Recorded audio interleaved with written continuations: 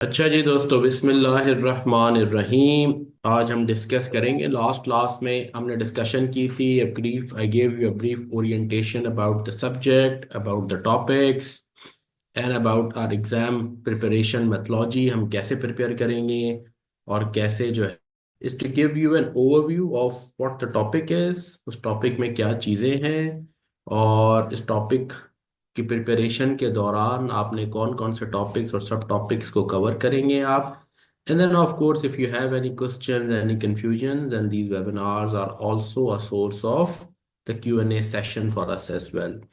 तो मैं स्टार्ट करता हूँ अब। बेसिक इन्वेस्टमेंट अप्रेजल, इस टॉपिक में what are we going to cover. सबसे पहले इस टॉपिक में हम स्टार्ट करते हैं with tools techniques of investment appraisal from the area जो आपने सी अपने कैफ लेवल में पढ़ चुके हैं। डिस्कस ऑफ इन्वेस्टमेंट अप्रेजल क्या है,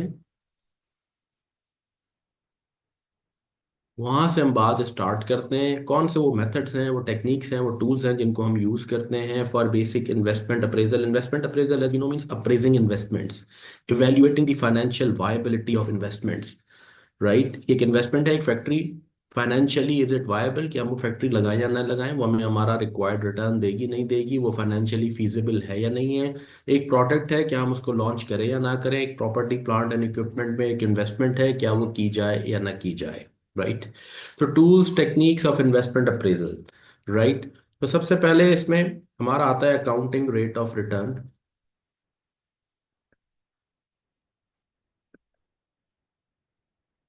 फिर आता है हमारा पे back period.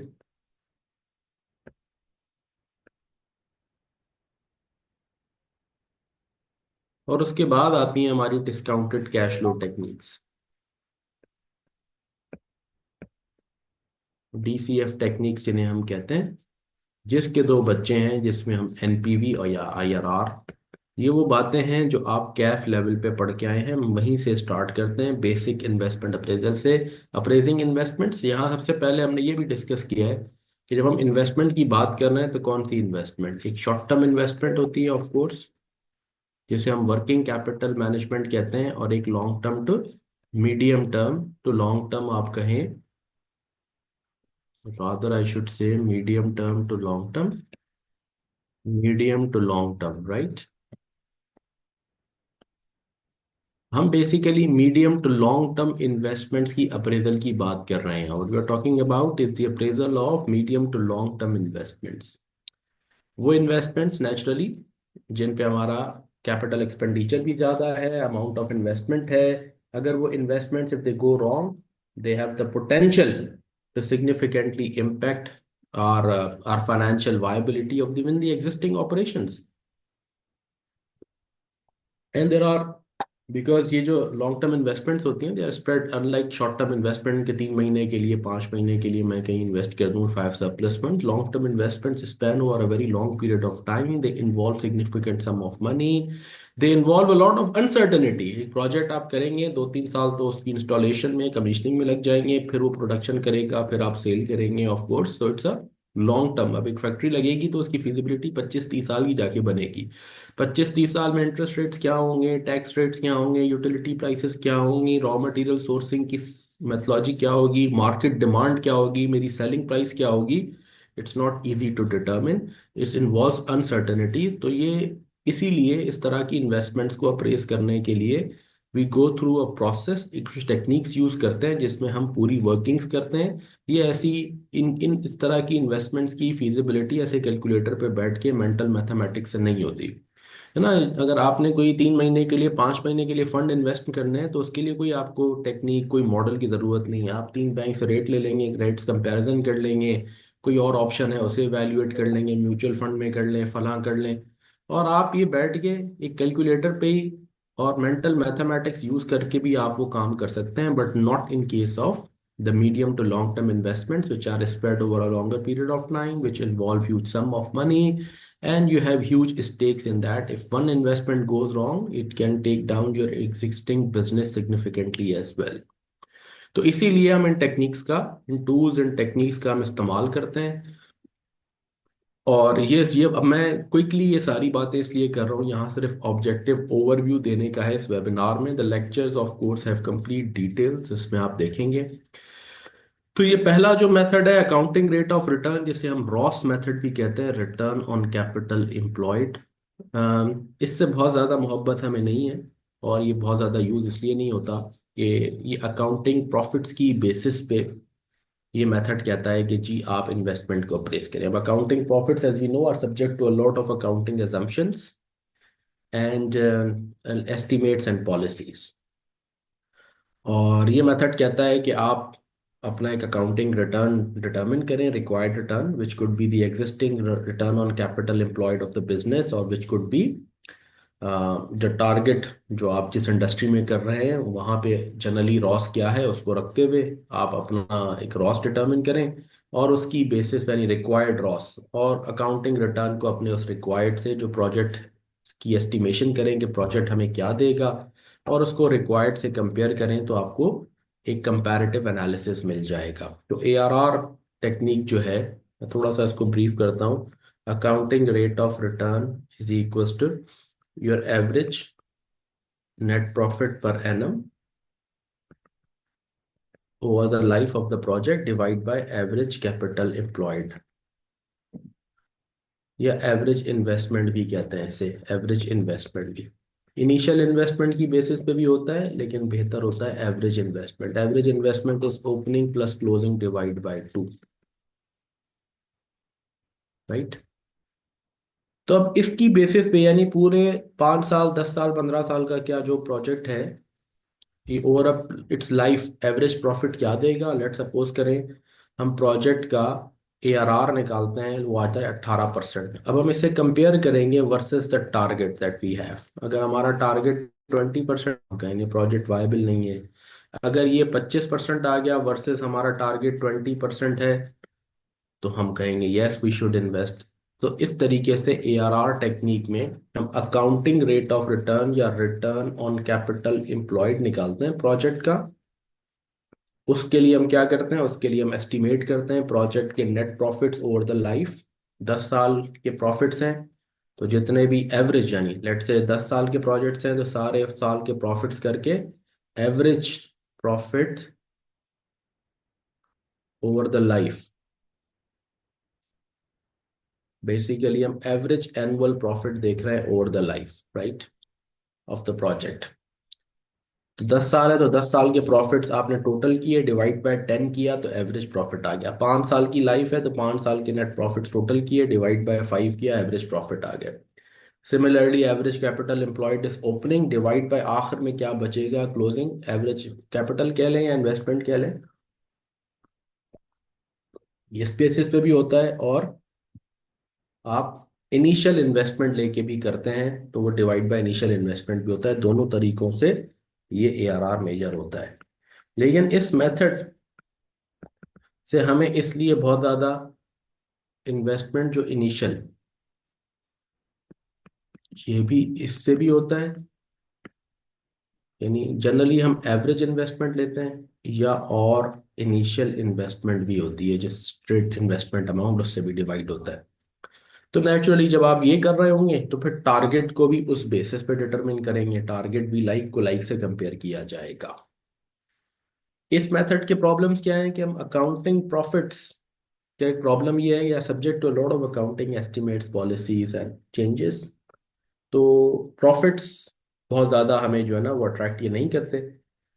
As compare to that हमें कैश फ्लो ज़्यादा अट्रैक्ट करता है, क्योंकि cash flow is the net tangible benefit. अब एक सेल है, आपने रिकॉर्ड कर दी, उसकी बेसिस पे प्रॉफिट आ गया, लेकिन जब तक उस सेल से कैश रियलाइज नहीं होता तब तक उसका असल फायदा नहीं है, राइट। सिमिलरली एक लायबिलिटी प्रोविजन आपने कर लिया, वो प्रोविजन विल अल्टीमेटली उससे आउटफ्लो ऑफ इकोनॉमिक बेनिफिट्स या कैश ना हो तब तक उसने आपको कोई, वो लायबिलिटी एक्चुअली लायबिलिटी नहीं है। So accounting profits are subject to lot of accounting estimates policies and जो है ना हमारे उससे प्रोसेसेस। सो एक तो हमें ये इशू है, और हमें पता है कि हमारी अकाउंटिंग कहीं हमारी हिस्टोरिकल कॉस्ट अकाउंटिंग है, कहीं हमारी फेयर वैल्यू अकाउंटिंग है। मैं इन्वेंट्री को एवरेज पे कर लूँ या फीफो पे करूँ तो मेरी जो है ना वो EPS चेंज हो जाएगी, प्रॉफिट चेंज हो जाएगा। सिमिलरली मैं अपने प्रॉपर्टी प्लांट एंड इक्विपमेंट को हिस्टोरिकल कॉस्ट पे रखूं या रीवैल्यूएशन मॉडल पे रखूं, मेरा पीएनएल हिट हो जाता है। तो बाद में मैं रिटर्न अपना जो है रिटेन अर्निंग्स में जाके statement of changes in equity में जाके वो एक्सेस डेप्रिसिएशन का इम्पैक्ट सरप्लस से निकालता हूँ और डालता हूँ, लेकिन नेट प्रॉफिट तो मेरा चेंज हो जाता है। सो ऐसे ही इन्वेस्टमेंट प्रॉपर्टी है, आप हिस्टोरिकल कॉस्ट पे रखें तो कुछ और है, आप फेयर वैल्यू मॉडल पे ले जाएं तो प्रॉफिट ही चेंज हो जाएगा। तो ये profit is subject to a lot of accounting policies and estimates. तो एक तो प्रॉब्लम ये है इस मेथड में। दूसरा प्रॉब्लम ये है कि ये टाइम वैल्यू ऑफ मनी को रिकॉग्नाइज नहीं करता, ये एवरेजिंग आउट की बात करता है, जो कि एक इम्पॉर्टेंट कॉन्सेप्ट है। आपने कैफ में पढ़ा है कि ₹100 receive today is not equal to ₹100 after 1 year, is not equal to ₹100 after 2 years और आफ्टर 3 ईयर्स। इन सबको ऐसे एवरेज करना, यानी हम सबको इक्वल ट्रीट कर रहे हैं, this is probably not right. तो ये दो मेजर बड़े इश्यूज हैं जिनकी वजह से इस मेथड की बेसिस पे हम डिसीजन मेकिंग नहीं करते। हाँ, इस मेथड को यूज किया जाता है इन्वेस्टमेंट में कि भाई अप्रेजल में कि अच्छा ये मैं इन्वेस्टमेंट करूंगा, इसके अकाउंटिंग इम्पैक्ट्स क्या होंगे मेरे पीएनएल के और मेरे return on capital employed, return on equity पे, अल्टीमेटली ये प्रोजेक्ट बैलेंस शीट पे आएगा तो क्या होगा, उस पर्सपेक्टिव से जरूर एनालाइज करते हैं, लेकिन not from the perspective of actual decision making कि प्रोजेक्ट किया जाए या ना किया जाए। इसकी अब फैसला एआरआर की बेसिस पे जनरली नहीं होता। तो इस मेथड को हमने किताबों में ही रख दिया। दूसरा मेथड है हमारा पे बैक पीरियड।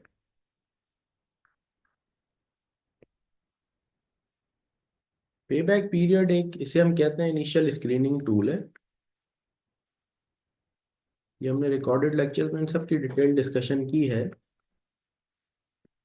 इस मेथड के थ्रू हम ये देखते हैं कि अच्छा एक प्रोजेक्ट कितना टाइम लेगा अपना इनिशियल कैपिटल, अपना इनिशियल प्रिंसिपल रिपे करने में, how long a project is going to take to repay its entire capital. तो जितना पे बैक पीरियड कम होगा उतना प्रोजेक्ट अच्छा है। जितना जल्दी प्रोजेक्ट अपना कैपिटल वापस कर देगा तो बाद में रिटर्न जल्दी आ जाएगा। जितना देर से अपना प्रिंसिपल, अगर एक प्रोजेक्ट है जिसमें आपने इनिशियल इन्वेस्टमेंट की है 3 अरब रुपए की, अब अगर वो 3 अरब की प्रिंसिपल ही रिटर्न करने में 15 साल लगा देगा तो भाई रिटर्न क्या मेरे बच्चे और उनके बच्चे खाएंगे, तो मैं क्या देखूंगा। और कितनी बड़ी अनसर्टेनिटी हो गई कि भाई 15 साल में तो प्रिंसिपल आएगा, पता नहीं 15 साल तक ही क्या दुनिया चेंज हो जाए। और उसके बाद मेरा, और अगर on on the other hand अगर एक प्रोजेक्ट है जो मुझे 3 या 4 साल में प्रिंसिपल वापस कर देगा, तो मेरा कॉन्फिडेंस और मेरी प्रायोरिटी ये होगी कि मैं ऐसे प्रोजेक्ट क्यों करूं जो जल्दी मुझे अपना प्रिंसिपल वापस कर रहा है। राइट। करते हैं इसमें हम प्रोजेक्ट्स का पे बैक पीरियड निकालते हैं, is the period of time taken by और टू पे बैक इट्स इन।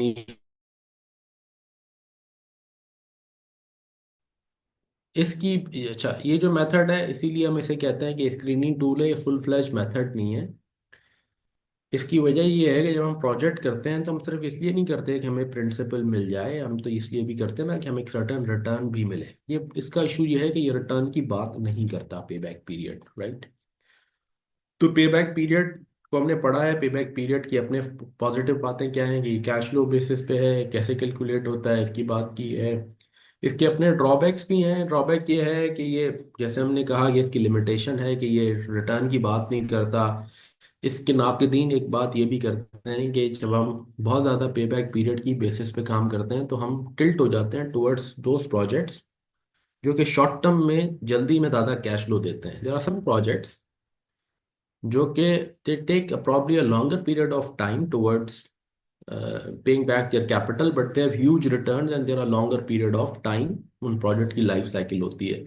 तो जब हम स्क्रीनिंग के पर्पज से, लेट से 20 प्रोजेक्ट्स हैं और हमने स्क्रीन पे बैक पीरियड पे किया कि फॉर डिटेल्ड एनालिसिस पहले हम प्रोजेक्ट्स को पे बैक पीरियड के एक स्क्रीनिंग टूल से गुजारते हैं, और उनमें से जो छलनी होके शॉर्टलिस्ट होके 5-6 प्रोजेक्ट्स आ जाएंगे उस पर डिटेल्ड फीजिबिलिटी करेंगे डिस्काउंटेड कैश फ्लो से। तो फिर आप क्या करेंगे, आप स्क्रीन आउट करते हुए शॉर्ट टर्म उन प्रोजेक्ट्स को लेंगे जिनका पेबैक कम है। You will be leaving out and you will be filtering out those projects जिनका पेबैक तो थोड़ा ज्यादा है, बट हो सकता है कि वो बहुत अच्छे और प्रॉफिटेबल प्रोजेक्ट्स हों। तो ये इसका एक ड्रॉबैक भी है बहरहाल। लेकिन ये एक अच्छा टूल है। ये बिल्कुल ऐसे ही है जैसे आप एचआर में होते हैं और आपके पास पोजीशन हैं 5 और आपके पास सीवीज आ गए 250, तो आप 250 को आप तो पूरा बिठा के इंटरव्यू और डिटेल्ड एनालिसिस नहीं करते, आप किसी फिल्टर स्क्रीनिंग से गुजारते हैं उन सीवीज को, या कोई एक टेस्ट रख लेते हैं, उनमें से जो शॉर्टलिस्ट होके कोई 30-35 आ जाते हैं, फिर उन पे आप डिटेल्ड काम कर, 25 लोगों को आप इंटरव्यू करते हैं और फिर बेस्ट फिट फाइंड करते हैं, 5 कैंडिडेट्स निकालते हैं। तो this is a similar sort of a tool that helps in initial screening, right. एक सिंपल पेबैक पीरियड होता है जिसका मैंने जिक्र किया,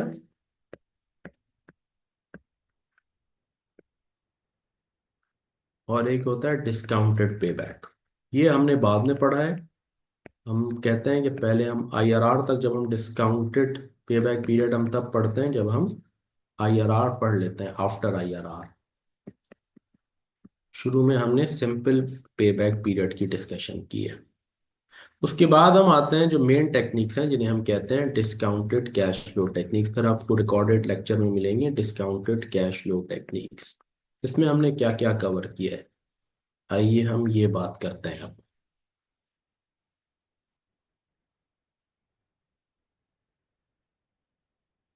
discounted cash flow techniques, as we know, दो टेक्निक्स हैं हमारे पास, एक एनपीवी और एक IRR, net present value and internal rate of return.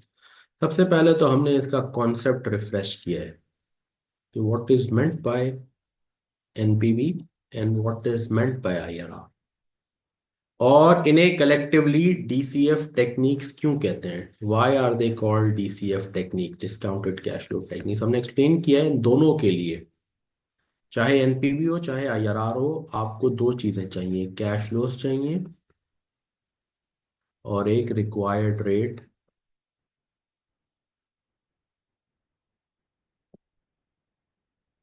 या जिसे हम कहते हैं डिस्काउंट रेट चाहिए। एनपीवी के लिए भी आपको क्या चाहिए, एनपीवी के लिए भी आपको चाहिए जनाब कैश फ्लो, जिससे आप डिस्काउंटिंग करेंगे। आईआरआर कैलकुलेट करना है तो भी कैश फ्लोस चाहिए जिनसे आईआरआर निकालेंगे, लेकिन आईआरआर का क्या करेंगे, आईआरआर का कुछ भी नहीं कर सकते जब तक कि हमारे पास कंपेयर करने के लिए आईआरआर को एक रिक्वायर्ड रेट, एक डिस्काउंट रेट, एक टारगेट रेट ना हो, राइट। तो दोनों टेक्निक के लिए दोनों चीजें चाहिए, इसलिए दोनों को कलेक्टिवली कहलाती हैं ये DCF techniques, discounted cash flow techniques, right. और यही है इसेंस भी एक्चुअली, अगर आप देखें कि अगर हम कैश फ्लो डिटरमिन करना सीख लें और अगर हम रिक्वायर्ड रेट डिटरमिन करना सीख लें, तो हमने बेसिक और एडवांस इन्वेस्टमेंट अप्रेजल जो आगे आएगा वो दोनों बातें सीख ली, फिर हमने ये टेक्निक कंप्लीट होती है।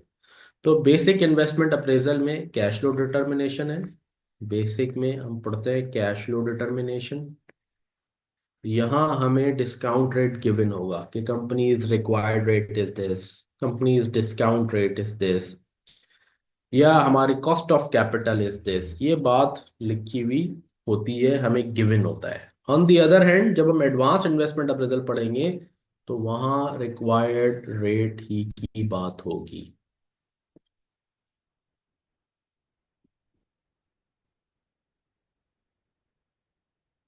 राइट। तो बेसिक इन्वेस्टमेंट अप्रेजल और ये वाला area discount rate determination is advance investment appraisal. तो सबसे पहले तो कॉन्सेप्ट रिफ्रेश कराया गया है, कॉन्सेप्ट रिफ्रेश कराने के बाद फिर हमने ये बात की है कि अच्छा, इन्हें collectively discount rate determination techniques क्यों कहते हैं। एनपीवी आईआरआर दोनों हमें एक ही नतीजे तक पहुंचाती हैं नेचुरली, लेकिन इनका process of arriving at the decision is just different. IRR में हम क्या करते हैं, आईआरआर में हम कंपेयर करते हैं IRR versus the required rate, right. अगर हमारा IRR is greater than required rate तो हम कहेंगे यस। ऐसे प्रोजेक्ट्स की जब भी आप एनपीवी देखेंगे तो वह एनपीवी पॉजिटिव होगी। एनपीवी में हम साइंस ऑफ द एनपीवी से फैसला करते हैं। अगर किसी प्रोजेक्ट का IRR which is actual rate the project is giving a less than required rate, आपको प्रोजेक्ट दे रहा है 18%, आपकी रिक्वायरमेंट है 25%, आप चाहते हैं कि आप अर्न करें, आपका टारगेट रेट है 25%, तो आप कहेंगे भाई no, we should not invest, right. ऐसे प्रोजेक्ट की हमेशा एनपीवी नेगेटिव होगी। और अगर कोई ऐसा रेयर प्रोजेक्ट होगा जिसका आईआरआर रिक्वायर्ड रेट के बराबर हो, यानी उसकी एनपीवी जीरो होगी, तो हम कहेंगे वी कैन इन्वेस्ट। बिल्कुल। अच्छा, जीरो एनपीवी और जीरो प्रॉफिट में भी फर्क है। जीरो एनपीवी का मतलब होता है exactly getting what is required. जो रिटर्न आपको चाहिए एग्जैक्टली वो मिल गया, nothing more nothing less.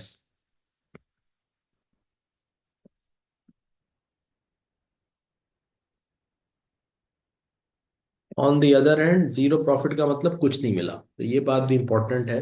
Zero NPV, पहले तो हमने ये समझाया है कि एनपीवी का मतलब क्या है, रिफ्रेश कराया ये टॉपिक, आई एम श्योर ये आपको कैफ में पढ़ाया गया है, तो आपको ये पता होगा, सिर्फ रिफ्रेश कराया है कि एनपीवी का मतलब क्या है। एनपीवी का मतलब ये होता है कि एक प्रोजेक्ट ने मुझे मेरा प्रिंसिपल भी दे दिया, पॉजिटिव एनपीवी का मतलब मुझे मेरा रिक्वायर्ड रिटर्न भी दे दिया, और उसके ओवर एंड अबव कुछ सरप्लस दिया, और सरप्लस की आज की प्रेजेंट वैल्यू है ये। इन अदर वर्ड्स, यूं कहिए कि मुझे एक अश्योरेंस दे दी कि मुझे मेरा प्रोजेक्ट का कैपिटल भी मिल जाएगा, रिक्वायर्ड रिटर्न भी मिल जाएगा, और साथ में मुझे कुछ एडिशनल मेरी वेल्थ भी बढ़ा दी, that's positive NPV. Zero NPV का मतलब मुझे एग्जैक्टली जो चाहिए था वो मिल गया, उसके ओवर एंड अबव कुछ नहीं मिला। तो पॉजिटिव एनपीवी क्या है, पहले तो ये समझाया है हमने concept. Positive NPV is different from, positive NPV होती क्या है, और फिर जीरो एनपीवी का क्या मतलब है। Zero NPV is different from zero profit, it is different from zero profit, right.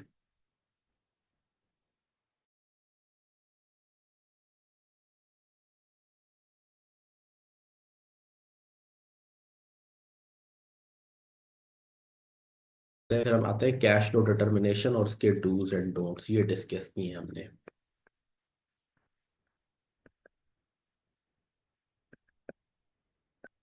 और उसके कुछ डूज हैं और कुछ डोंट्स हैं, कुछ इंक्लूजन्स हैं, कुछ एक्सक्लूजन हैं। जब हम, अब हमने दो ही चीजें पढ़नी है, हमने ऊपर बात की कैश फ्लो की डिटर्मिनेशन, और दूसरी क्या है, दूसरी है डिस्काउंट रेट की डिटर्मिनेशन, राइट। और ये है एक्सक्लूजन्स।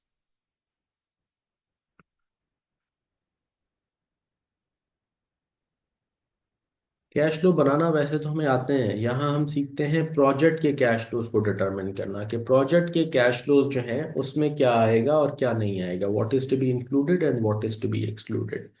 ये पढ़ते हैं हम कैश डिटर्मिनेशन में। और हमने एक लिस्ट बनाई फिर, क्योंकि हमें कैश फ्लो बनाना तो आता है, लेकिन decision relevant, project specific decision relevant cash flows बनाना, ये है इंपॉर्टेंट एनपीवी की डिस्कशन में और कैलकुलेशन। तो हम यहाँ पे सीखते हैं कैश फ्लो डिटर्मिनेशन में, हमने डिस्कस किए हैं, हमें पहले एक लिस्ट बनाते हैं कि भाई हमें क्या क्या चीज़ें आनी चाहिए मोटी मोटी। एक, हमें रेलेवेंट कैश फ्लोज को आइडेंटिफाई करना आना चाहिए, और हमें ये आइडेंटिफाई करना आना चाहिए व्हाट इज इररेलेवेंट। हम रेलेवेंट चीज़ें डालेंगे, डिसीशन रेलेवेंट, डिसीशन रेलेवेंट चीज़ें।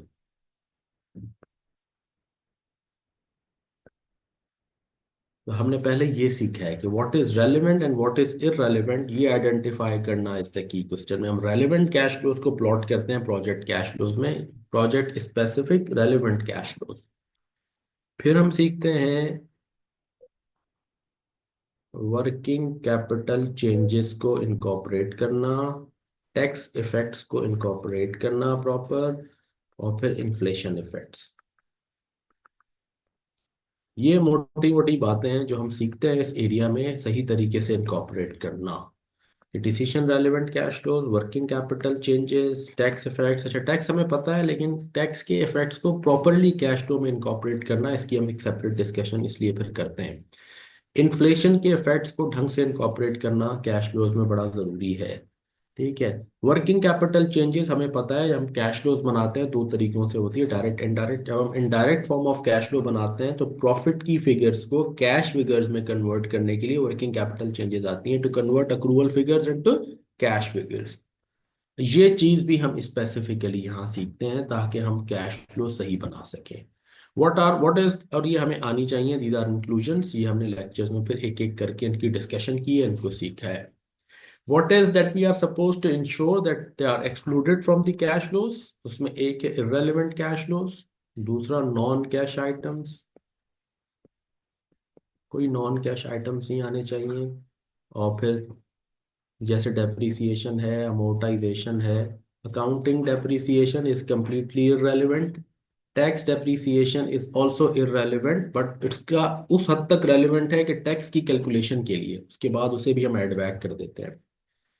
और उसके बाद financing cash flows,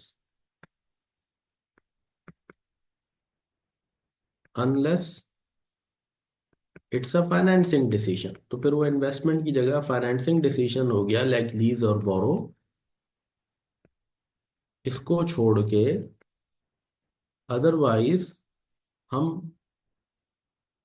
financial cash flows जो होते हैं उनको इनकॉर्पोरेट नहीं करते, लाइक इंटरेस्ट, डिविडेंड, इनको अकाउंट फॉर नहीं करते। इसलिए नहीं करते कि ये क्या, ये चीज़ें डिस्काउंट रेट डिटरमिन करते हुए आ जाती हैं। ये हम फिर सीखते हैं जब हम एडवांस इन्वेस्टमेंट अप्रेजल में जाते हैं। अभी तो हमने एक लिस्ट बना ली कि हमें इंश्योर करना है कि हम कोई नॉन कैश आइटम नहीं आना चाहिए, कोई रेलिवेंट कैश फ्लो नहीं आना चाहिए, कोई फाइनेंसिंग कैश फ्लो नहीं आना चाहिए। हमें इंश्योर करना है कि हम जो है प्रॉपरली रेलिवेंट कैश फ्लोज को अकाउंट फॉर करें, प्रॉपरली वर्किंग कैपिटल चेंजेस करें, tax effects properly, inflation effects को प्रॉपरली अकाउंट फॉर करें। ये वो चीज़ है जो हम यहाँ पे सीखते हैं कैश फ्लो डिटर्मिनेशन में। फिर आइए आप नीचे। फिर हम क्या करते हैं, एक एक करके फिर हमने एग्जांपल्स किए। पहले हमने एग्जांपल की है जनाब, फिर हमने एग्जांपल्स किए हैं एक एक आइटम की, रेलिवेंट इररेलेवेंट कैश फ्लोज कैसे आइडेंटिफाई करेंगे। ये बात करने के बाद फिर हमने एग्जांपल्स किए हैं इसमें। मटेरियल के लिए रेलिवेंट मटेरियल कॉस्ट कैसे आइडेंटिफाई होगी, लेबर की कॉस्ट कैसे आइडेंटिफाई होगी, ओवरहेड्स कैसे होते हैं, अदर्स रेवेन्यू में हम कैसे रेलिवेंट इररेलेवेंट आइडेंटिफाई करते हैं चीज़ें।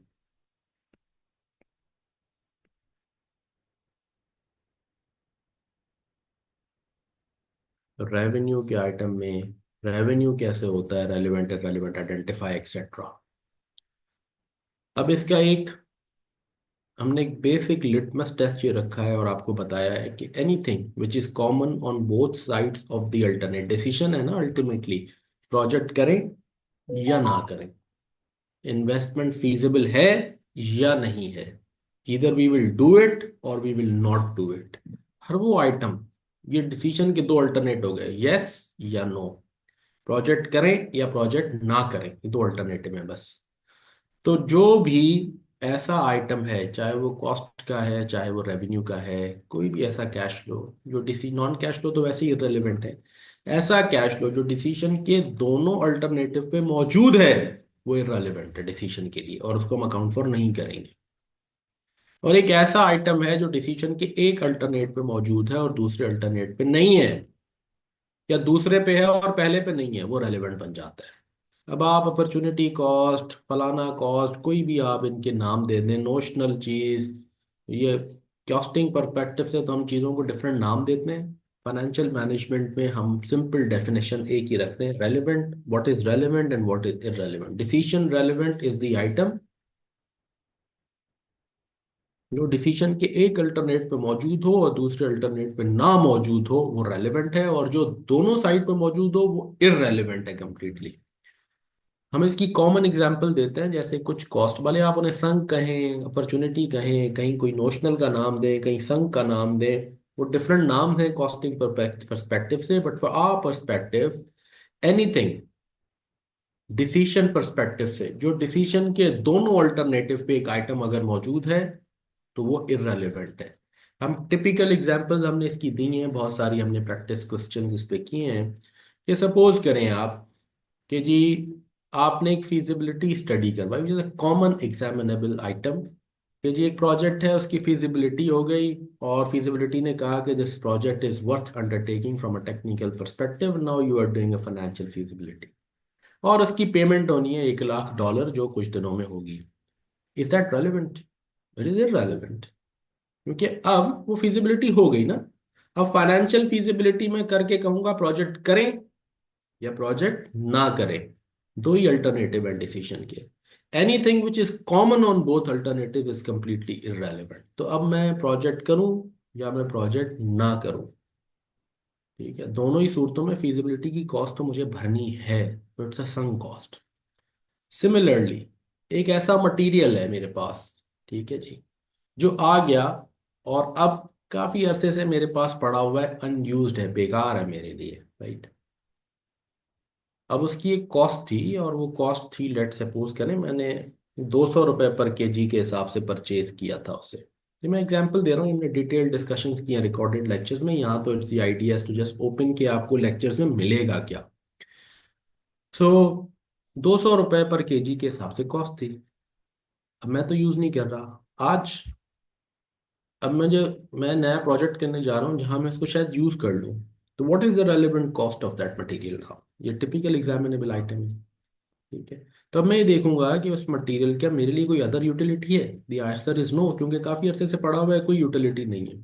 हिस्टोरिकल कॉस्ट तो देखें चीजों की फाइनेंशियल मैनेजमेंट में ऑलवेज इररेलेवेंट है। Historical cost, book values, they are always irrelevant, ठीक है। ये बात तो याद रखनी है हमें, क्योंकि financial management is forward looking, is futuristic, is not historical, right. तो मैं ये देखूंगा, अच्छा इस मटेरियल को अगर मैं प्रोजेक्ट में यूज करता हूं तो कंज्यूम हो जाएगा, नहीं करता तो और क्या करूंगा, व्हाट्स द अल्टरनेट। अगर मैं प्रोजेक्ट नहीं करता तो बहुत बहुत मैं इसे जाके मार्केट में बेच दूंगा। तो it's NRV, it's a net realisable value which is relevant, right.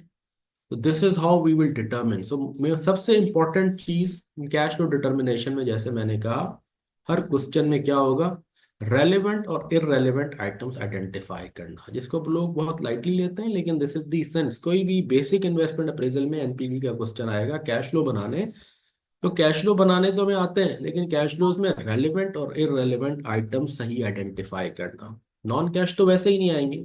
जो कैश फ्लो आइटम है उसमें रेलेवेंट क्या है, anything which is common on both alternative of the decision is irrelevant, and anything which is एक decision के alternative पर मौजूद है और दूसरे पे नहीं है, वो रेलेवेंट हो गई।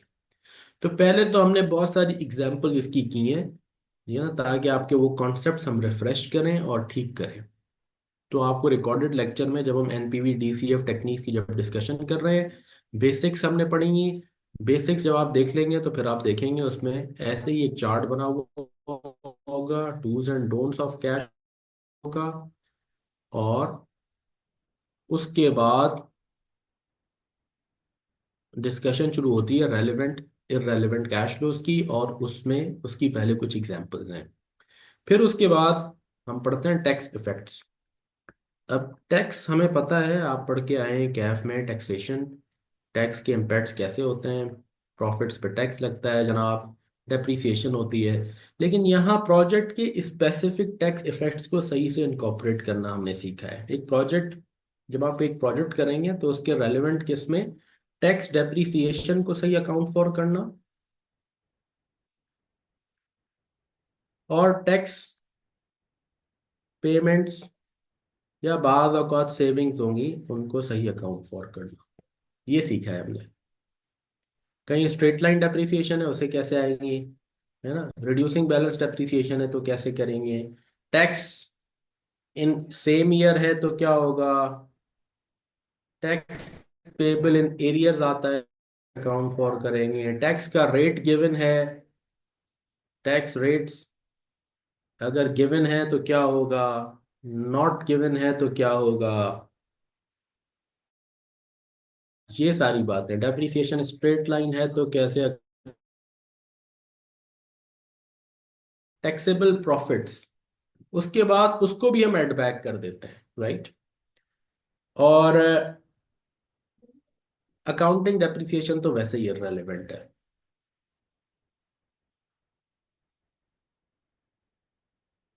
फिर नेचुरली टैक्स गेन और लॉस ऑन डिस्पोजल आता है एसेट का, ठीक है जी, राइट। तो ये बातें हमने इस टैक्स इफेक्ट्स को एक दो छोटी सी एग्जांपल करके पूरा एक्सप्लेन किया है। आइडिया ये है इस पूरे उस तरीके से ब्रेक करने का कि we cut into eatable pieces, एक बेसिक इन्वेस्टमेंट अप्रेजल के क्वेश्चन में क्या क्या चीजें आ सकती हैं, उनको एक एक करके हमने स्लाइस एंड डाइस करके डिस्कस किया है। और फिर उसके बाद हमने बड़े क्वेश्चंस किए हैं, फिर हमने एसी टैक्स इफेक्ट्स के बाद एक आई से डब्ल्यू का आपको क्वेश्चन करवाया है। ठीक है। और उसमें कि कैश फ्लोज रेलिवेंट आइडेंटिफाई करना, कब से शुरू हो रहे हैं, कैसे अकाउंट फॉर होगा। ठीक है ना। डेप्रिसिएशन का इम्पैक्ट कैसे आ रहा है। और आप देखते हैं कि यही चीज़ें मिलके कॉम्प्लेक्स 20-25 मार्क्स का क्वेश्चन बन जाती है। राइट। तो टैक्स इफेक्ट्स के बाद जब आप टैक्स इफेक्ट्स पढ़ लेंगे, फिर आप रिकॉर्डेड लेक्चर में देखेंगे, फिर आता है वर्किंग कैपिटल चेंजेस। हमने ये सारी बातें वो हैं जो शायद आप पढ़ चुके हैं, हमने रिफ्रेश कराई हैं। वर्किंग कैपिटल चेंजेस में हमने पहले तो आपको ये रिफ्रेश कराया है कि वर्किंग कैपिटल चेंजेस हैं क्या। ये तो टाइमिंग एडजस्टमेंट्स हैं ओनली,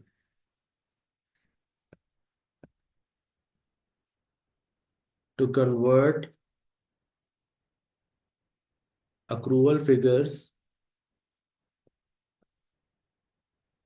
इनटू कैश फिगर्स। जब हम indirect form of indirect cash flow statement बनाते हैं, इनडायरेक्ट कैश फ्लो फॉर्मेट है जो हम यूज करते हैं, तो उसमें हम प्रॉफिट से चलते हैं। Profit is based on accrual. तो अक्रूवल से कैश फिगर्स में हम कैसे पहुंचते हैं, वर्किंग कैपिटल चेंजेस ये काम करती हैं। They are just timing adjustments. ना ये एडिशनल इनफ्लोज हैं, ना ये एडिशनल आउटफ्लोज हैं। इसीलिए सारी वर्किंग कैपिटल चेंजेस का sum over the life of the project zero होता है। They should all add up to zero. They are not additional inflows और आउटफ्लोज।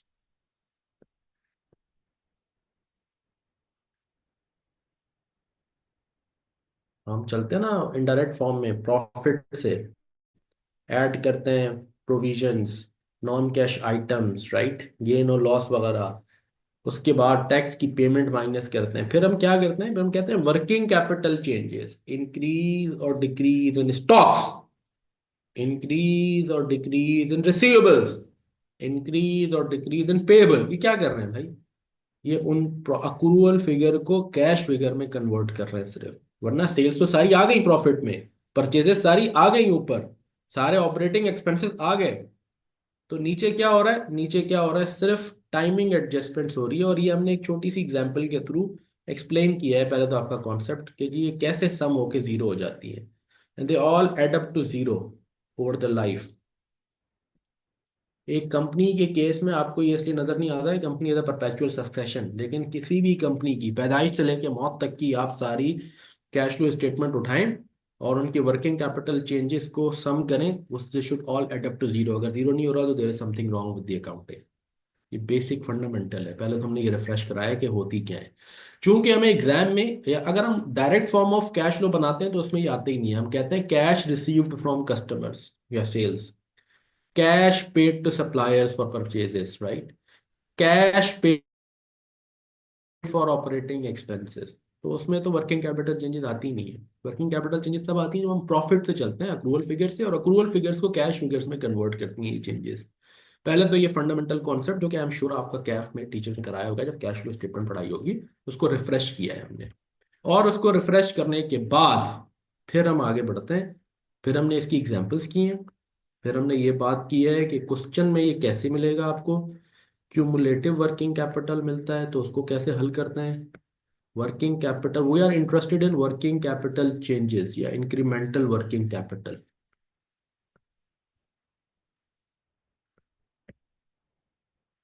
और यही आप अपने कैश फ्लो स्टेटमेंट में भी करते हैं। आप closing stocks, closing receivable, closing payable नहीं डालते, आप incremental closing minus opening change for the year incorporate करते हैं। वही काम हम भी करेंगे, change for the year of course. Working capital change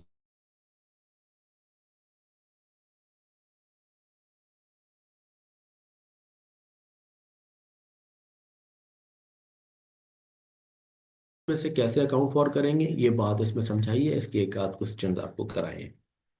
फिर आइए उसके बाद आता है जनाब आखिर में, उसके बाद आपको मिलेंगे इन्फ्लेशन इफेक्ट्स की हमने डिस्कशन की है। और ये है बड़ी इंटरेस्टिंग डिस्कशन, है ना। इन्फ्लेशन इफेक्ट्स में हमने ये बताया है कि जी अच्छा, पहले तो इसका कॉन्सेप्ट रियल वर्सेस नॉमिनल, ये है क्या, राइट। कैश फ्लोज भी और डिस्काउंट रेट भी रियल भी हो सकते हैं और नॉमिनल भी होते हैं। नॉमिनल का मतलब actual world cash flows including inflation, because we live in actual world is a world with inflation, incorporating the impact of inflation। ये academic figures हैं, academic working है। excluding inflation, assuming there is no inflation, तो क्या होगा? पहली बात तो ये है कि कैश फ्लोज रियल होंगे तो डिस्काउंट रेट भी रियल होना चाहिए, लाइक को लाइक से कंपेयर करेंगे, डिस्काउंटिंग भी रियल रेट से होगी। कैश फ्लोज नॉमिनल होंगे तो डिस्काउंट रेट भी नॉमिनल होगा। फिर कैश फ्लोज रियल से, कैश फ्लोज को रियल से नॉमिनल में कैसे कन्वर्ट किया जाता है, इन्फ्लेशन इम्पैक्ट्स कैसे अकाउंट फॉर किए जाते हैं, इफेक्ट्स, ये इंपॉर्टेंट है। पहले तो ये समझाया हमने, ठीक है ना। लेट सपोज करें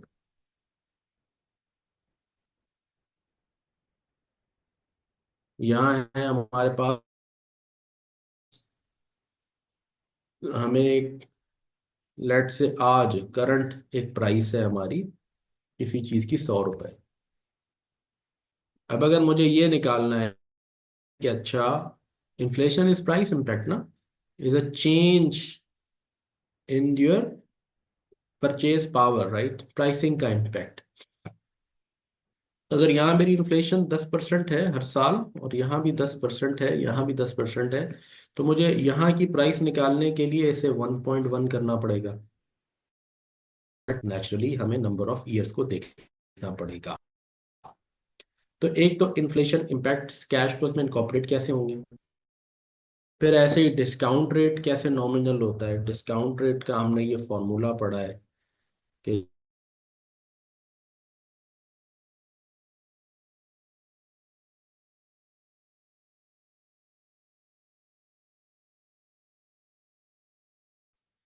फिर हम ये बात मजीद डिस्कस करते हैं कि जी लाइक को लाइक से कंपेयर किया जाएगा, राइट। रियल कैश फ्लो तो real rate, nominal cash flows तो नॉमिनल रेट, ठीक है।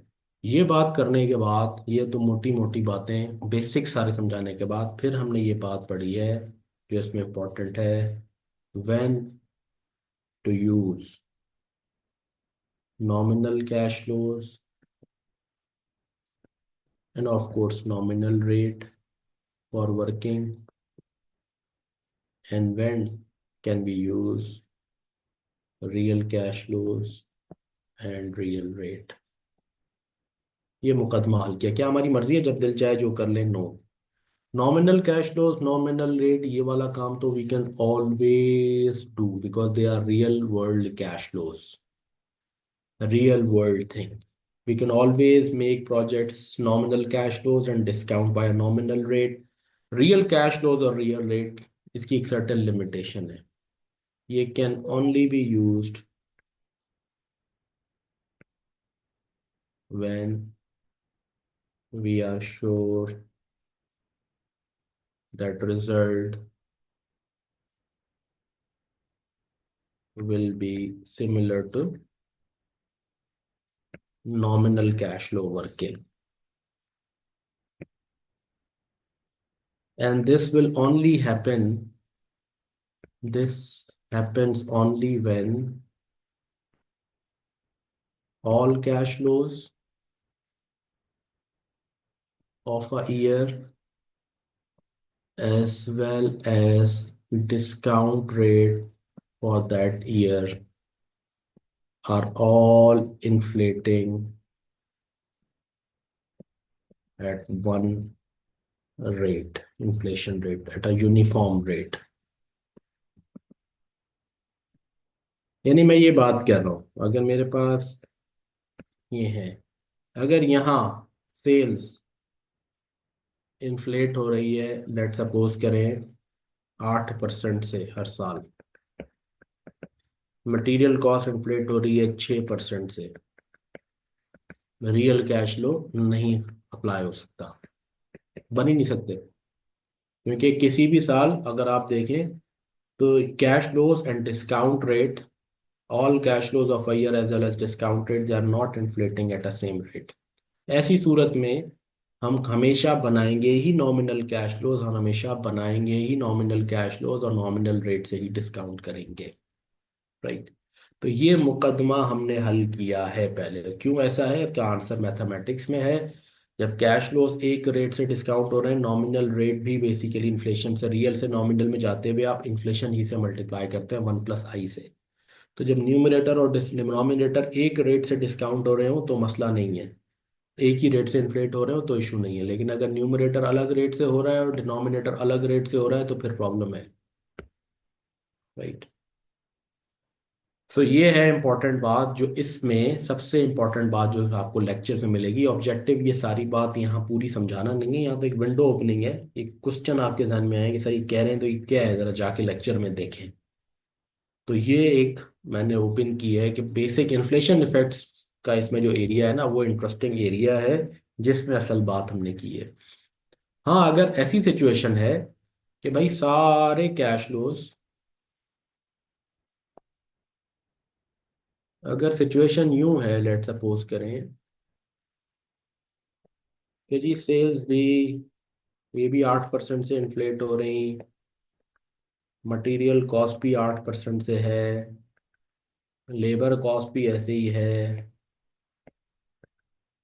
और इन्फ्लेशन डिस्काउंट रेट भी 8% से इन्फ्लेट हो रहा है। अब हम चाहें तो ऑफ कोर्स नॉमिनल से तो हमेशा ही कर सकते हैं, अब हम चाहें तो रियल रेट से भी को भी यूज कर सकते हैं। रियल रेट और real cash loss and rate से हम, रियल रेट से हम काम कर सकते हैं।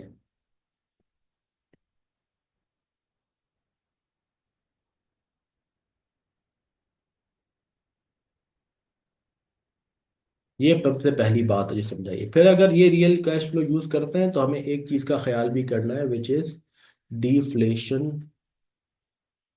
Of tax depreciation and gain और लॉस। फिर एक ये बात भी समझाई गई है। तो अगर आप मुझसे पूछें इन सारे कैश फ्लोज डिटर्मिनेशन के जो डिफ्लेशन, ये वर्ड है डिफ्लेशन,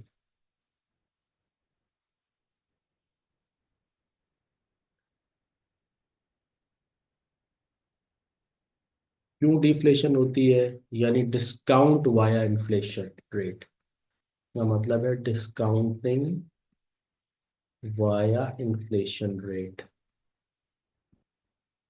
ये काम हम क्यों करते हैं, ये क्या है, यही सारी बात है जो आपको लेक्चर्स में मिलेगी। तो अगर आप मुझसे पूछेंगे सर इसमें सबसे इंटरेस्टिंग ये जो हम यहाँ से चले थे कि सर ये कैश फ्लो डिटर्मिनेशन के जो एरियाज हैं, इनमें सबसे इंटरेस्टिंग चीज़ क्या है, सबसे इंटरेस्टिंग जो काम है वो इन्फ्लेशन इफेक्ट्स वाला ही है। इसको सही से इनकॉर्पोरेट करना। बाकी सारे जो आइटम्स हैं वो एक क्विक रिफ्रेशर हैं जो आपने पहले से पढ़े हुए हैं, ये भी पढ़ा हुआ है लेकिन थोड़ा सा यहाँ पे हमने इसको डिटेल में किया है। फिर नेचुरली हमने इसके क्वेश्चंस किए हैं, पास्ट पेपर से क्वेश्चंस किए हैं, सीमा के, आईसीआईडब्ल्यू के, और इंटरेस्टिंग इंटरेस्टिंग हमने काफ़ी क्वेश्चंस किए हैं। तो अभी एक हफ्ते के लिए तो अगर आप ये सारे लेक्चर्स देख लें तो I think it is good enough. Cash flow determination को अपना पूरा रिफ्रेश करें। इसमें एक बात आखिर में हमने और भी की है, वो है multiple inflation rates and multiple discount rates. Like ICW का क्वेश्चन भी किया है, वो ज़रूर करना है आपने, बिग मशीन्स।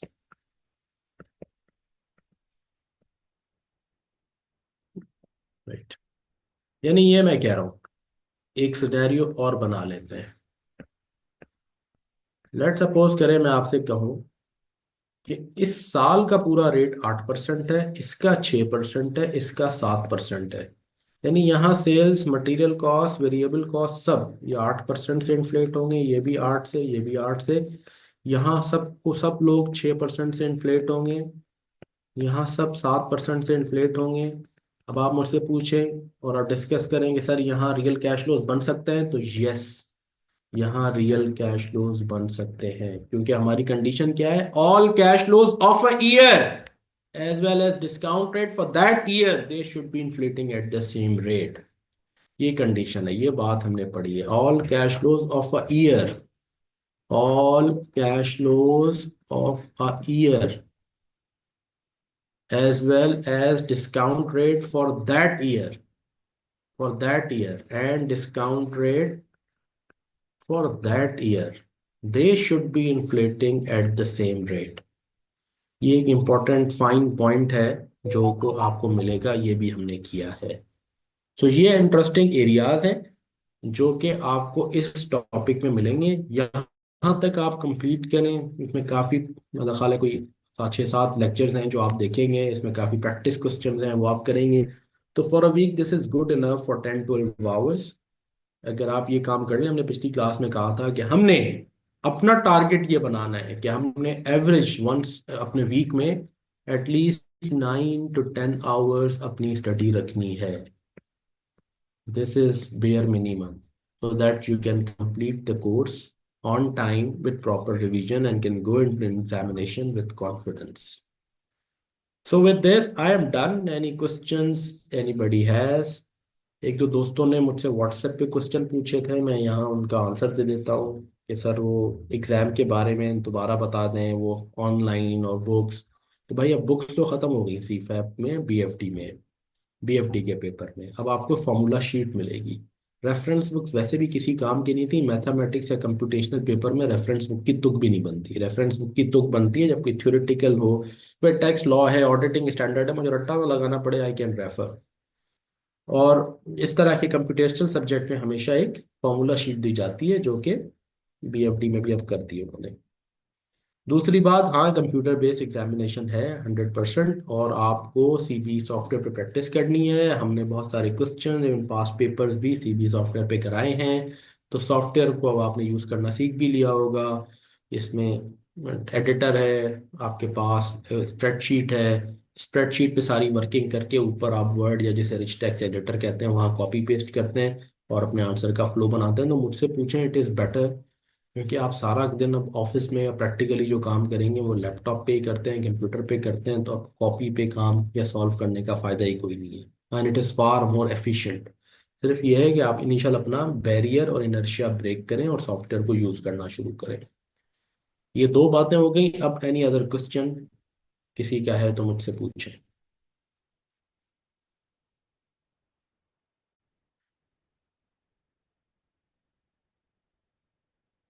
तो आप चैट बॉक्स में लिख सकते हैं, जी मरियम साहिबा, अवैस अहमद बताइए, हसन। एक क्विक रिफ्रेश करा दें, अच्छा मैं करा देता हूँ। देखिए हमने हमने बात शुरू की आज बेसिक इन्वेस्टमेंट अप्रेजल, जो आपका पहला एरिया है, वहां से टूल्स टेक्निक्स ये पूरा आपको मिल जाए। टेक्निक्स ऑफ हमारी जो है वो इन्वेस्टमेंट अप्रेजल क्या है, रॉस या अकाउंटिंग रेट ऑफ रिटर्न, पे back period, discounted cash flow, इनका मैंने एक ब्रीफ ओवरव्यू दिया कि पे बैक पीरियड क्या है, सिंपल और डिस्काउंटेड होता है। डिस्काउंटेड हम आफ्टर आईआरआर कंप्यूटेशन पढ़ते हैं। ये जो है एआरआर की लिमिटेशंस क्या हैं, क्यों एआरआर पे हम रिलाई नहीं करते, एआरआर कंप्यूट कैसे होता है।